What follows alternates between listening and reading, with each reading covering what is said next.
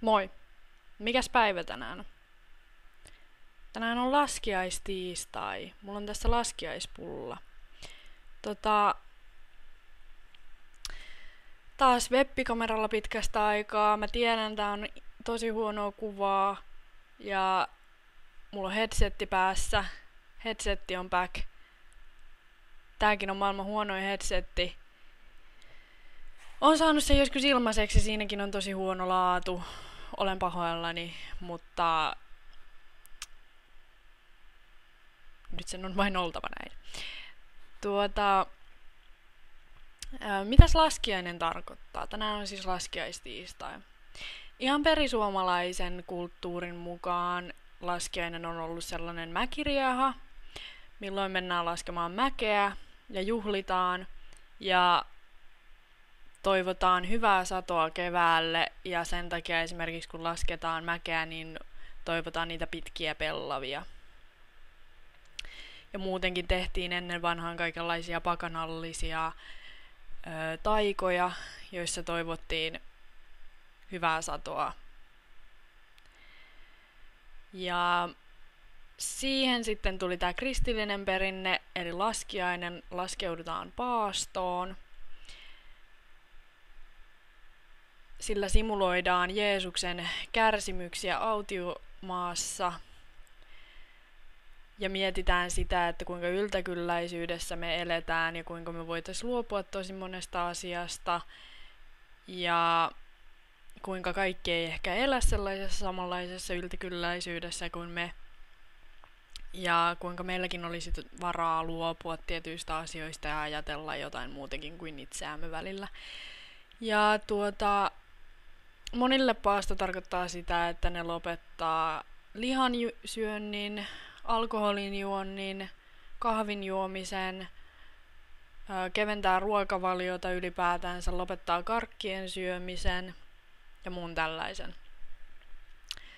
Tai muuten vaan kulutustottumuksia miettii esimerkiksi, että ei osta mitään ja vähentää vaikka yksityisautoilua tai jotain muuta tällaista. Kuitenkin pääpaino on siinä kulutustottumuksissa.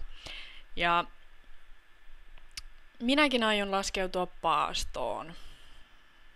Mulla se tarkoittaa sitä, että mä aion lopettaa kofeiinin käyttämisen, eli kahvin juomisen ja energiajuomien juomisen. Ja se tulee olemaan vaikeeta, koska mä olen juonut kahvia ala-asteikäisestä asti ja mulla on siihen ihan fyysinen riippuvuus. Eli alkaa päätä särkeä, kun se kahvi viedään sitä ruokavaliosta pois. Mutta en koe, että se on niin iso ongelma, että kyllä sen pystyy jättämään pois. Minkä takia mä haluan sen kahvin jättää pois on se, että mä haluan tietää, että olisiko sillä jotain suotuisaa vaikutusta mun mielenterveyteen. Nimittäin mä oon alkanut heräämään siihen, että ei pitäisi alkaa sotkea sitä mielenterveyttä ensin niillä mielenterveyslääkkeillä ja sitten vasta alkaa miettiä niitä elämäntapoja. Elikkä niitä elämäntapoja pitäisi ehdottomasti ensimmäisenä miettiä, että olisiko jotain, mitä voisi lisätä, olisiko jotain, mitä voisi karsia. Ja tehdä kaikkensa sen eteen, että se elämänlaatu paranee. Ja kahvihan esimerkiksi aiheuttaa masennusta ja uniongelmia, paniikkiongelmia sellaisilla ihmisillä, joilla on siihen herkkyys. Mä kokisin, että mulla saattaa olla sellaista pientä herkkyyttä sellaiseen, joten mä haluan testata, että olisiko siitä apua, jos sen kofeiinin jättäisi, koska mä en nykyään syö enää mitään mielenterveyslääkkeitä,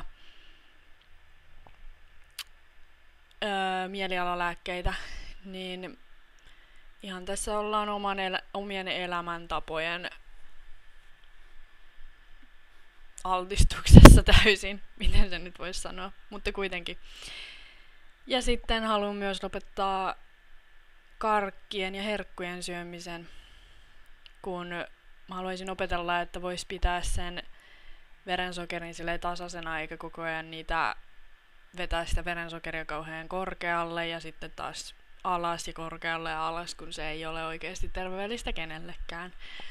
Niin siihen haluaisin vielä parannusta. Eli mun paasto tulee olemaan siis ei herkkuja ja ei kofeiinia.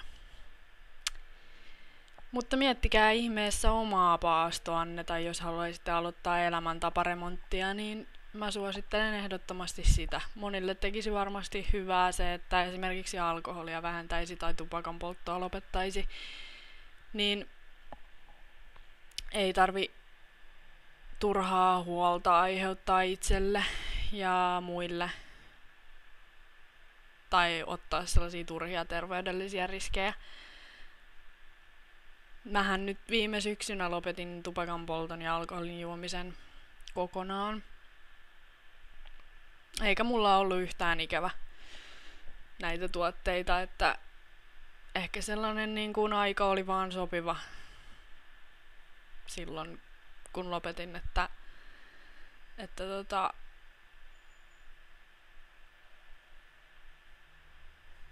hyvin helposti esimerkiksi tupakkakin lähti pois sitten lopulta.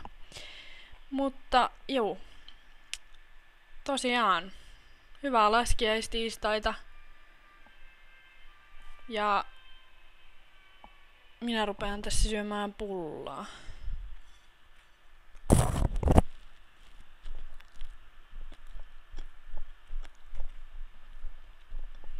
Hei, kiitti muuten. Siis sen takia mä aloin tekemään taas näitä videoita uudestaan, kun mulla ihan siis tuolta, anteeksi, että mä puhun ruokasuussa, mutta multa siis pyydettiin tekemään näitä videoita lisää, niin jos siellä on edes 1 tai 2 katsojaa, jotka haluaa lisää videoita, niin kiitos vaan, että pyytelitte niitä, ja muutenkin mä oon saanut tosi ihania kommentteja, niin kiitos kaikesta, ja kiitos vaan oikein paljon. Heippa!